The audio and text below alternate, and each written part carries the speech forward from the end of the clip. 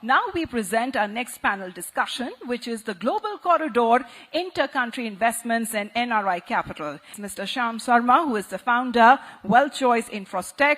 Mr. Shyam, I'd like to understand from you that, what, according to you, makes investment in India a prosperous option for NRIs, let's say?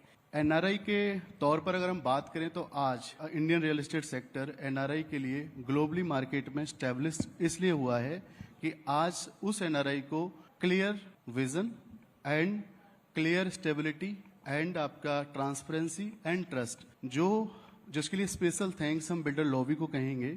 जो builder lobby ने वक्त के रहते चीजों को changes किए और इन्वेस्टर्स की एनआरआई की नीड को समझते हुए काम कर रहे हैं। एनआरआई के लिए बहुत सारे एडवांटेज हैं, जिसमें आज की डेट में टैक्स रिबेट बेनिफिट उसको मिलता है एंड जो वो घर बाई करता है, जो टैन को लेकर के उसकी इशू थे वो उसको रिमूव किया गया है थ्रू गवर्नमेंट, जिसमें गवर्नमेंट ने काफी सारे रूल्स को स्मूथ किया है एनआरआई को एंट्री देने के लिए। आज की डेट में रियल एस्टेट सेक्टर इतना ऑर्गेनाइज्ड है, इतना ट्रांसफॉर्म हो गया है ट्रांसपेरेंसी के साथ में, जहां एनआरआई को इन्वेस्टमेंट करना आसान है। वेरी इंटरेस्टिंग, बिकॉज हम सोचेंगे इतने प्लेयर्स मार्केट में आ गए हैं तो एनआरआईज के लिए what is the opportunity. So my next question is for you Yamini,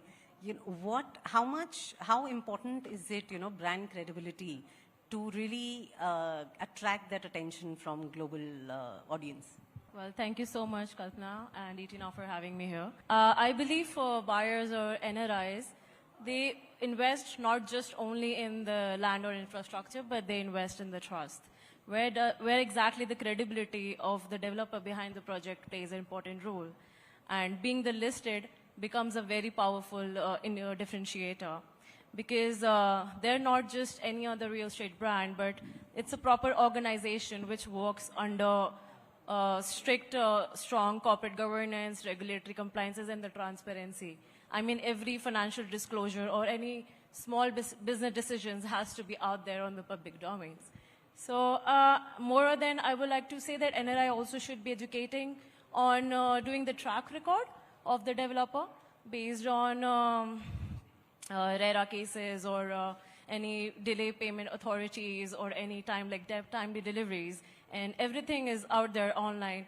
So educating themselves, having a very clear record. And back to, I would like to conclude by saying that, yes, being listed definitely creates a benchmark in the industry for sure.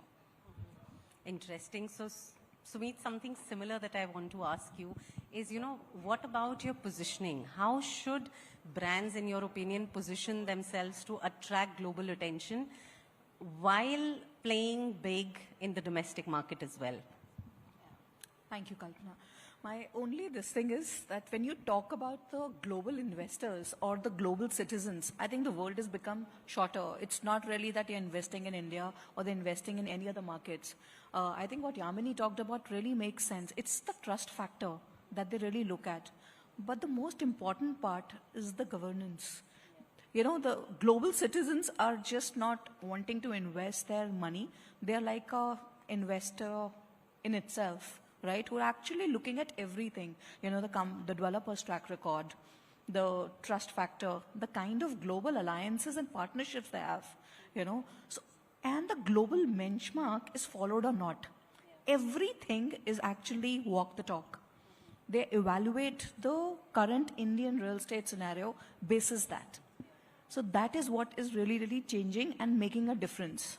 And to answer your second part, that how the local and the real estate players can really work out here, I think by giving that benchmark, right? All the people who are living across and primarily the main market which really invest is US. And the next big choice from a US clients or the US NRIs was to look at Dubai as a market. But with the current scenario of, West Asia scenario, they are looking at India as a market, or even the West Asia or the South Asia. They're looking at what is the transparency, what are the regulations, what are the governance, how ease of doing business is there. Are they really put across everything in a transparent, organized manner? So pre-sales is important. Post-sales is important. The conversations are important. Hence, that is, they have to really up their game of the global benchmarks with the Indian values? Quite interesting because, I mean, one question that I'd like to ask all three of you is, you know, what according to you would be the biggest catalyst to really attract more NRI investment in India? So, Sumit, आपसे शुरू करते sorry, Shyam ji आपसे शुरू करते हैं. Okay NRI के investment के लिए अगर हम बात करें तो सबसे इम्पॉर्टेंट पॉइंट है उसका इमोशनल टच. रीजन, आप अपने रिटायरमेंट का और अपने परिवार का अगर full on safe and full on अगर हम विजन के अकॉर्डिंग बात करें रियल एस्टेट को लेकर के, जिसमें उसको रिटर्न्स को लेकर के बात करें, उसकी सिक्योरिटी के लेकर बात करें, और मेरे को लगता है एनआरआई के लिए कुछ प्रॉपर्टीज में इन्वेस्टमेंट हमारा बेनिफिट से ज़्यादा हमारा अपना पर्सनल टच होता है. वो हमारा इंडिया है जिसमें वो अपने एसेट को इन्वेस्टमेंट को एसेट में करता है, वो उसके लिए आने वाले उसके परिवार के लिए वो घर है. राइट. आज अगर हम बात करें इंडियन इकोनॉमी की तो ये वो एक सेक्टर है जीडीपी का, एक ऐसा कोर पिलर है जो जीडीपी में अहम भूमिका निभा रहा है. कैसे? मेरा मानना है 2005 से 2026 में हम अभी चल रहे हैं. ये तकरीबन 20 ईयर से ज़्यादा का जर्नी है जो मैं आपको एक शॉर्ट में बताना चाहूँगा. 2005 में हमारा इकोनॉमी जब हमारा ऑर्गेनाइज नहीं था ये रियल एस्टेट, तब भी अप टू $15 बिलियन सपोर्ट करता था जीडीपी को. ठीक है, इकोनॉमी की बात करें. फिर 2010 में ये पहुंच करके हुआ 50 के आसपास, अप टू 50. 2015 में ये अप टू 100 प्लस चला गया, अप टू 100 या 105. 2020 की अगर हम बात करें तो ये अप टू $190 बिलियन को रीच किया. एंड 2020-25 की बात करें तो अप टू $550 बिलियन को रीच किया है. 2026 की बात करें तो अप टू $615 बिलियन को रीच किया है.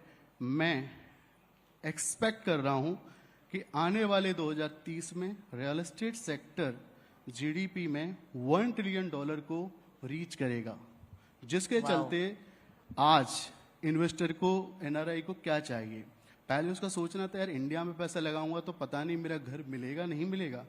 दूसरा क्वेश्चन था उसके माइंड में, जो उसका डर था कि मेरे को क्वालिटी ऑफ कंस्ट्रक्शन क्या मिलेगी. तीसरा था मेरी, जब ये दोनों चीज नहीं होंगी तो तीसरा पॉइंट आता है कैपिटल एप्रिसिएशन, वो ऑटोमेटिकली डाउन चला जाता है. लेकिन आज डेवलपर्स लॉबी इस बात को टाइम रहते स्ट्रांगली एक्सेप्ट कर चुकी है और उस एनआरआई को best construction quality, timely delivery और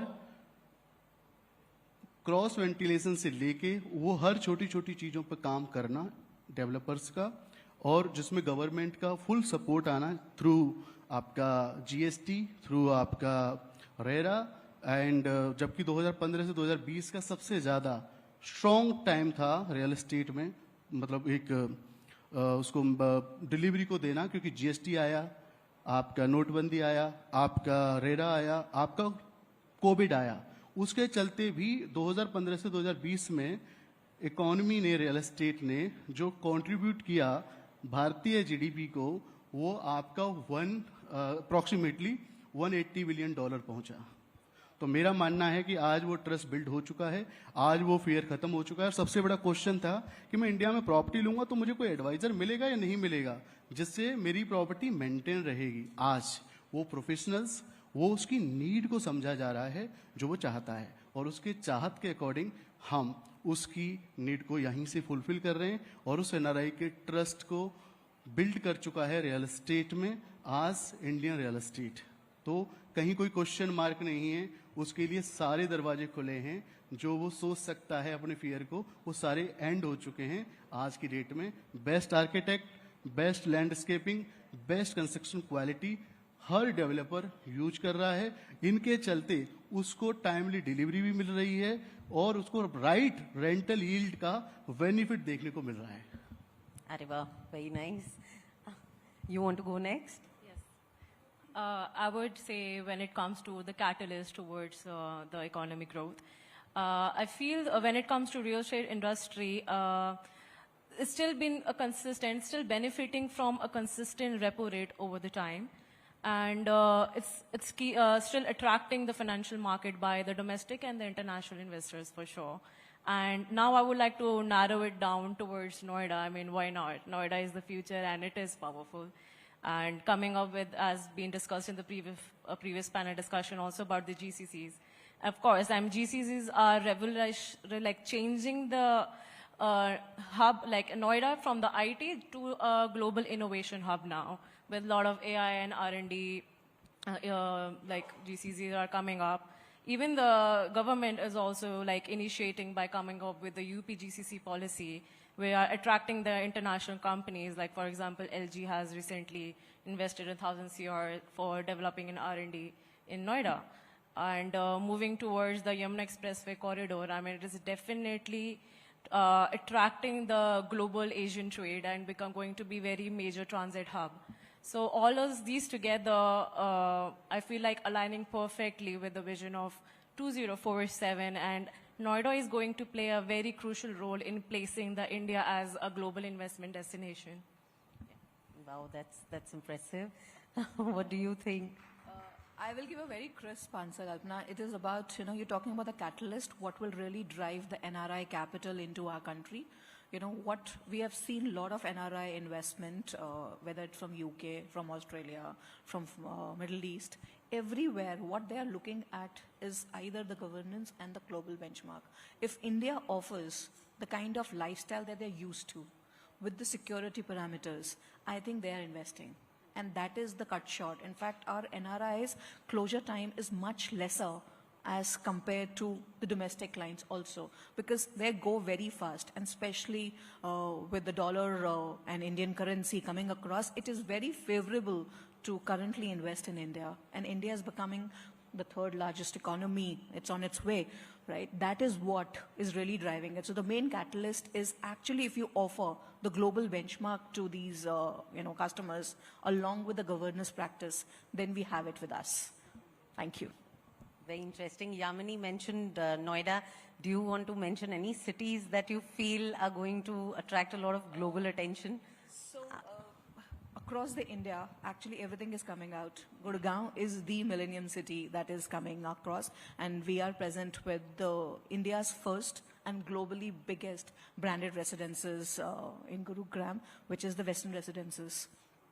But I think the markets like Mumbai and Bangalore, and in fact we had Ms. Larry from Hyderabad, these are also the prime cities that people across the NRIs are looking at this thing. But I think Gurgaon definitely ups the game. Right, that's it. आपके according कौन सी city होगी वो? अगर हम बात करें बढ़ते infrastructure के, इंफ्रास्ट्रक्चर लीड करता है, कॉल करता है नोएडा के लिए, जो कि अगर हम देखें तो आज नोएडा में एशियाज लार्जेस्ट एयरपोर्ट हमें देखने को मिलता है. अगर हम 5 to 6 आवर्स की ड्राइव करते हैं तो हम हैसल फ्री ड्राइव उन हाईवेज, उन एक्सप्रेसवे से कर सकते हैं जहां आपका एक कप ऑफ कॉफी भी हिलता नहीं है. आज की डेट में आप मल्टीपल स्टेट में एक सिटी से कनेक्ट होते हो स्मूथली. हाउ? हम अगर जेवर एयरपोर्ट के पास की डेवलपमेंट की बात करें तो आज जयपुर, आपका हिमाचल, आपका उत्तराखंड, आपका लखनऊ, बनारस, कहीं भी आप 5 to 6 आवर्स में हाफ डे में रीच करते हैं. After that airport, yes, India का ही नहीं एशिया का लार्जेस्ट एयरपोर्ट में से काउंट किया जाने वाला, मेरे हिसाब से सेकंड नंबर का काउंट किया जाने वाला एशिया लार्जेस्ट एयरपोर्ट जेवर एयरपोर्ट हमारा आपको देखने को मिलता है, जहां आपको 2 लाख से 3 लाख करोड़ की डेवलपमेंट एआई डाटा सेंटर वहां देखने को मिलता है. अब हम बात करते हैं जॉब क्रिएशन की, वहां तो more than 4 lakh job create होने जा रही है नोएडा में. आईटी और ऑफिसेज की बात डिमांड इतनी स्ट्रांगली बढ़ रही है, हाउसिंग रेजिडेंशियल की डिमांड इतनी बढ़ रही है कि हम देखें तो in terms of capital appreciation, in terms of rental yield, one of the best place Noida है, क्योंकि नोएडा वेल प्लान तरीके से डिजाइंड है. आज नोएडा में वाटर से लेके, ग्रीनरी से लेके, एंड रोड पर ड्राइव से लेके, आईटी से लेके, एंड कनेक्टिविटी से लेके, मेट्रो कनेक्टिविटी से लेके, टूरिज्म प्लेस के पॉइंट ऑफ व्यू से लेके, हर वो पॉइंट जो आप सोच सकते हैं वो नोएडा फुलफिल करता है।